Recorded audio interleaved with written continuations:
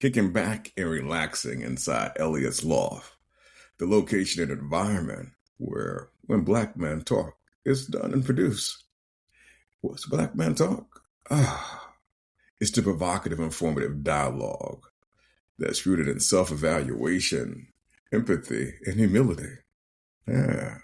We put all that together right inside Elliot's loft. I want to welcome you in and thank you for giving me an air. Accountability is a word that, when it's said, some people start to kind of tense up a little bit, start to shake a little bit. In reality, it's deep, but it's often avoided. And I wanted to spend a little time talking about why. Because as men, we sense and we believe and we know, for the most part, that our woman counterpart, they just run from accountability. They don't want to accept it. You bring the word up, they'll just throw up anything to kind of get away from it.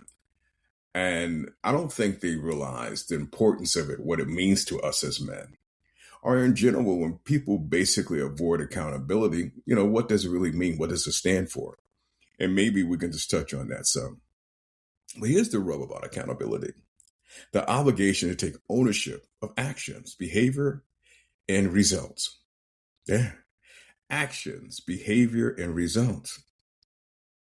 Now, you would stop and think that those three factors right there are important, just to any adult. Now, teens, kids, you can understand they play around with accountability some. You can kind of lean into why, when you were younger, you avoid accountability because basically what you might have been held accountable for, you didn't want to deal with the consequences. But I know once you become an adult, you really should take on the obligation of ownership of your actions, behavior, and your results. It goes beyond the responsibility by requiring answerability for outcomes, both positive and negative. Here's the thing with accountability that tends to happen quite often.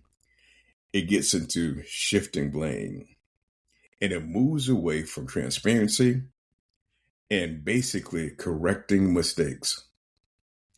And believe it or not, those are the two keys of accountability.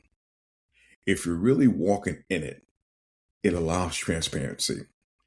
And if a mistake happens, you take responsibility, take ownership of it. It can be corrected. And that's always welcomed by the person that basically you're speaking to. If you're taking accountability of something, that person that you're taking accountability with, you're going to leave them with a better feeling about you. How are we welcoming that feeling? Give some thought to it. Are we acknowledging and correcting our mistakes? If we're doing so, then we're basically self-humbling ourselves because that's what it takes to really start to acknowledge and correct your mistakes. What is your conscience saying to you? One thing about the conscience, it's not going to lie to you. It's not. It's placed inside of you. But I can tell you this. You can lie with your words, your speech to others.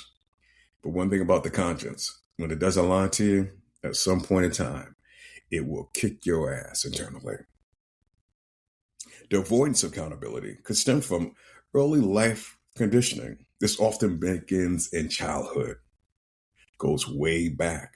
See, some parents try to shield their kids from hurt, having their feelings hurt when they did something wrong. So they always kind of rush in, no, my baby, no. In reality, by shielding our kids from their wrong, there was disservice done by doing such. See, now, as age progresses, accepting responsibility then starts to move into a feeling of attacking one's self-worth. Answerability is being able to explain actions, decisions without pointing to someone else or something else. How many times have you heard this? Well, if they wouldn't have, nowhere in lies self-ownership and those type of responses. It's just not there. I personally cannot involve myself with anyone in a serious relationship when they can't take accountability. Because to me, accountability aids trust. It ensures when issues arise, the focus remains on finding solutions rather than, trying to find blame. Here are things that people tend to say when they're really trying to avoid ownership, or things they do when they're trying to avoid ownership. They deflect, they deny, They defend and they diffuse. Justifying. Oh my goodness. That's one of the biggest obstacles to accountability because the justification doesn't always justify the mean. And more people will employ justifying over accountability. And they use it as a tool not to accept the responsibility. Justifying actions and accepting accountability are distinct, often total opposite of each other. And justification is really used to basically explain and defend actions, but to avoid blame. Ironically, blame, a psychological defensive mechanism to protect a self-image. And that's kind of the crutch right there, where people are basically trying to avoid blame. They want to move away from tarnishing that self-image. It's a subconscious tactic designed to evade uncomfortable emotions. Accountability is owning actions and mistakes and the consequences without deflecting. Accountability offers learning plus improvement. So if we're at the point in life where we don't care to learn anymore, we don't care to improve, of course, what does accountability mean to you? Justification shifts focus away from personal responsibility. But at the same time, justification creates mistrust. And that's what I was speaking about earlier. They're creating small pockets. It may not even be small, but they're creating pockets of mistrust. See, accountability is a huge part of relationships. You can't deny it. It's an effective way to promote healthy collaboration of a partnership. It encourages honesty over blame. You have to take time to repair the mistakes. And it helps partners to feel validated. It allows for genuine growth and intimacy. Accountability is the foundation of trust, secure, and intimate relationship. It serves as a trust builder. Even when mistakes are made, it creates an environment where a partner can feel safe and allow that partner to be authentic. It breeds empathy by acknowledging their role in conflicts.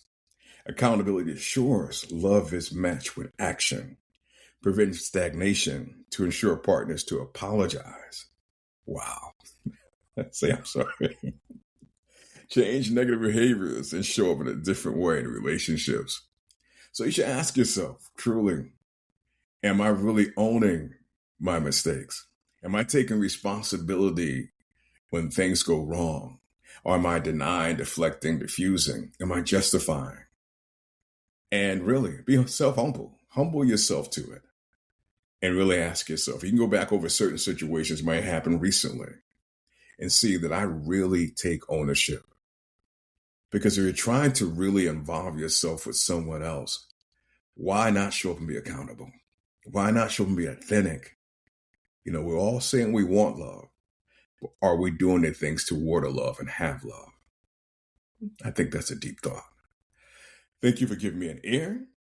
It's a beautiful morning in the Northeast. So I think I'm going to do a few things, but I'll catch you with you soon. You know, God loves you and I love you too. Take care of yourself.